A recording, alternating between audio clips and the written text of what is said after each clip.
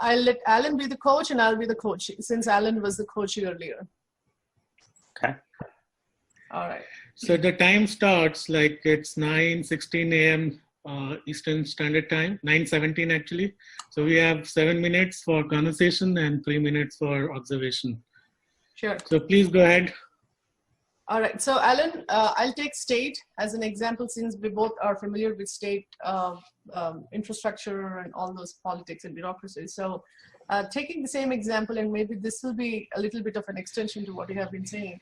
And I was working for one of the agencies for state who are trying to implement Agile. And again, their goal is not, I mean, they want to implement Agile, and then when they hired me as an Agile coach or a Scrum Master, and then they said, Vasvi, we want to move towards Agile, and then this is what we would like to see. So then my question was, why do you want to implement Agile? Do you want to have Agile because everyone is going Agile, or do you really want to see some value? And they really did not have a good understanding on why they want to do that. But they needed some help. So we started with the process implementation, training and everything. But then in the due course of time, I mean, in this process, there were several challenges that we have faced from the teams in understanding of the process, and also from the managers, especially because managers felt they do not have a major role in this process because it is all about how do we organize and empower the teams. So managers were feeling it pretty suffocated to let that power thing go. So how do we have to handle that kind of a situation? Yeah, so thank you again for making a little bit of time for me, and I truly understand the impact that you're currently having. So just to understand what you're trying to achieve over here is, I guess you were brought in to do an agile transformation for an agency, and through the agency over here, you were working with the executives and then the management teams. And then you were saying you're having some possible challenges in applying that kind of agile mindset and process improvement in their process. Is that what you were trying to achieve? The challenge is in applying the agile mindset to the middle level managers. Of course, even senior managers, because they do not want to lose that managerial or authoritative power, because that is how they have been working all these years long. And now when we are trying to bring that fresh perspective of leadership and empowerment and self-organization, and some of the teams are not getting very comfortable with it because they are always used to getting directions from their managers, and managers are also not finding it very easy to make that shift. Excellent. So essentially what you were trying to say, the major challenge that you were trying to do is the middle management was kind of having that command and control, and it's applying that agile mindset so they can understand where they better fit in the process. Is that what we're trying to, you had, Chul? Okay, excellent.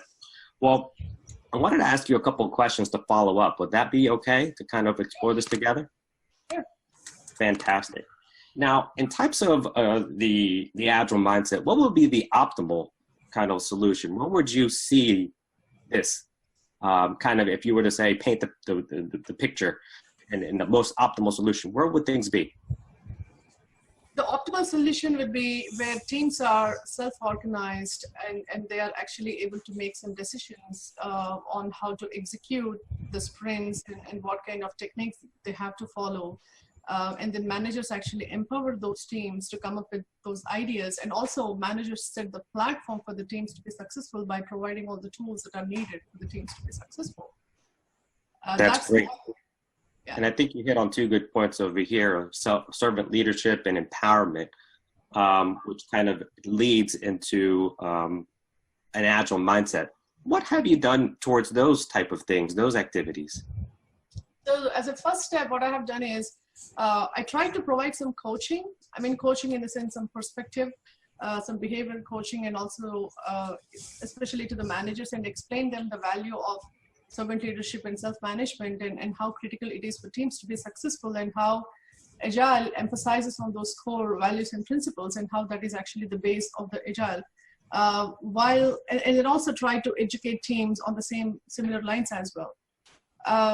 Managers do understand, they do see the point, they do understand, but it's still like it's either they're very much used to that. That is probably their basic instinct where they just don't want to let it go, or they're probably just finding it pretty difficult to get adjusted to that. I mean, it's like, what kind of value are we adding if we are not working on with our teams directly on a day-to-day basis? So that is their major question. How is their roles playing out in the long run?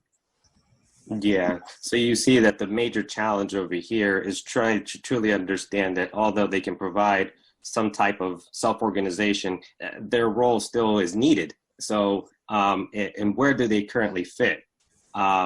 So, you know, sometimes we try to evaluate that and try to see where we can take it. But where do you see kind of different approaches from that perspective? If you were exploring an alternative that can get them to the future state to be in that manner, what would we kind of do? What we kind of explore? Let's say think outside of the box approach. You've tried now the coaching, you tried some training. What is another activity that you could possibly implement? So I think you brought that good point, like future state. Defining that future state for those senior managers and also the other management layer would really help them to see the long-term goal or the vision where we are, or the organization is trying to move towards. And I think that future goal at this point is not very clear to everyone. Would that be something good to explore with those kind of middle management and senior leaders? Goal setting, future road mapping? Yes, it is.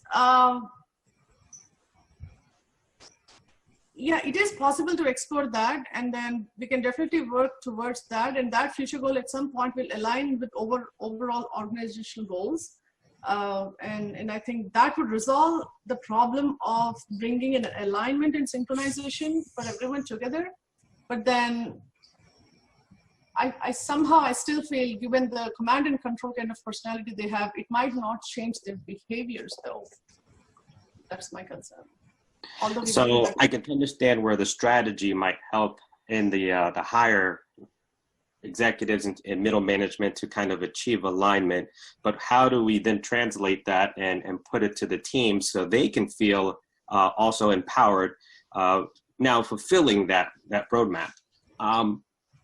And in that aspect over here, what do you think can be done to go ahead and have now middle management and the team symbiotically work together in types of